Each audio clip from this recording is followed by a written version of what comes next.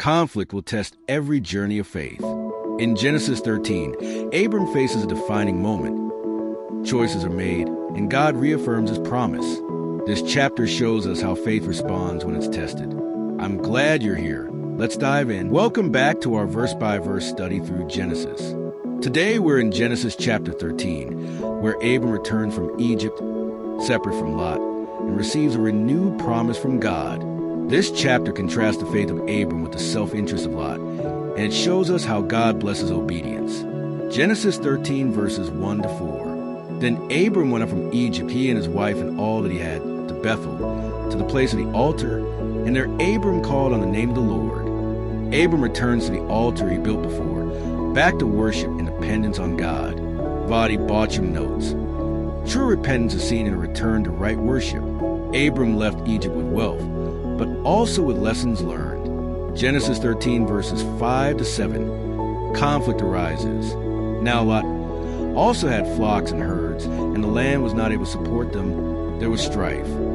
Abundance causes friction. Prosperity tests character. Strife between Abram's and Lot's herdsmen reveals that blessings without unity can lead to division. Genesis 13 verses 8 to 9. Abram offers peace. Please let there be no strife. Is not the whole land before you, separate from me? Abram shows humility and generosity.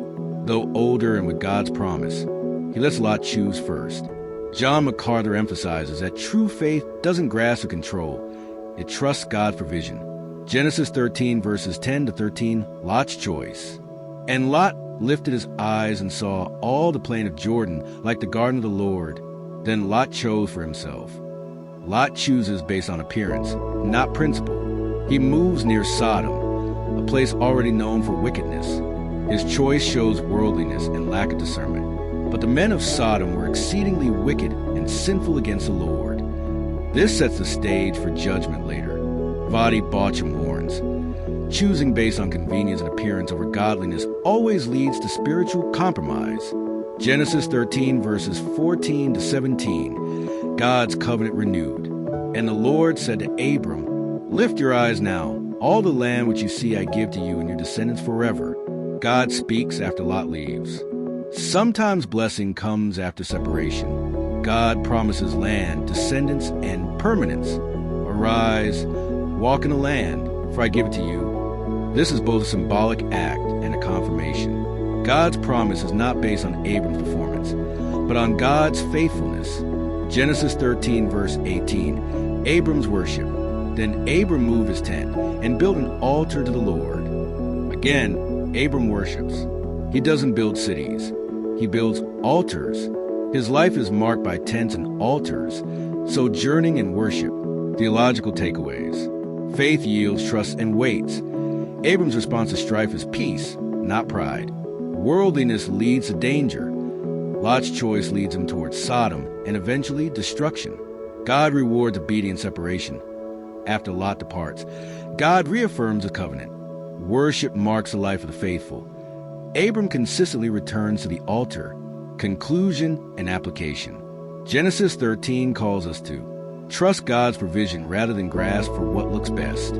Separate from ungodliness without bitterness. Walk by faith, not by sight. Build a life around worship, not wealth. Ask yourself, am I like Abram, trusting God and pursuing peace, or like Lot, choosing based on appearances? What do I build more, altars or possessions? Am I willing to separate from things that hinder God's call on my life? Thank you for watching. Like, share, and subscribe for more verse-by-verse Bible teaching. Family, thank you for reading Genesis 13 with me today. If something spoke to your heart, share it in the comments. May God guide your choices and strengthen your faith. I'll see you tomorrow.